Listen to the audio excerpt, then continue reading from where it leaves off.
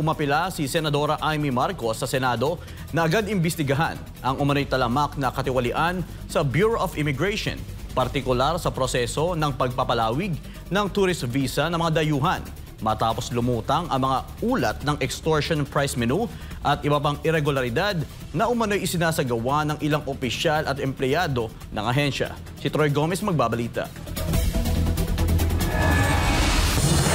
Sa inihaing Senate Resolution No. 1355, binigyan din ni Marcos ang mga ulat at reklamo mula sa mga dayuhan at iba pang stakeholder na nagsasabing may mga opisyal ng Bureau of Immigration o BI na sangkot sa paniningil ng lagay kapalit ng mabilis o garantisadong proseso ng visa extension. Ayon sa isang dating opisyal ng BI, mayroong tinatawag na price menu ang ahensya na nagtatakda ng halaga ng suhol depende sa haba ng pananatili ng aplikante sa bansa. Isa sa mga binanggit na kaso ay ang insidente noong 2020 kung saan nadiskubre ang pagtanggap ng suhol ng ilang opisyal ng immigration sa Ninoy Aquino International Airport na tumatanggap ng tig 10,000 piso sa bawat Chinese national para makapasok sa bansa kahit hindi dumaan sa tamang proseso. Isiniwalat din ng dating Associate Commissioner ng BI na si Attorney Gilberto Repiso sa isang Facebook post na ang ilang dayuhan ay tinanggihan sa aplikasyon ng visa extension kapag hindi nagbayad ng 50,000 piso na service fee.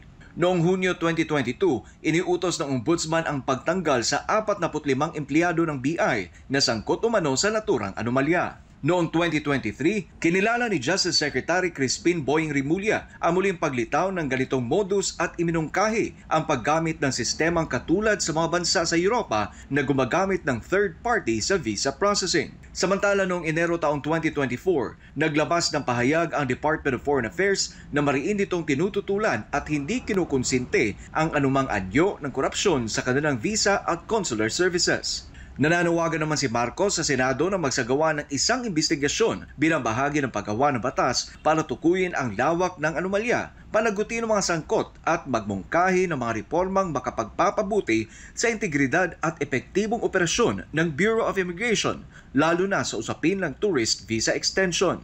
Layo ng resolusyon na ibalik ang tiwala ng publiko sa serbisyong imigrasyon at tiyaking pantay at legal ang pagtrato sa mga dayuhang nais manatili sa bansa. Para sa Diyos at sa Pilipinas kumahal, Troy Gomez nag-uulat, SMNI News.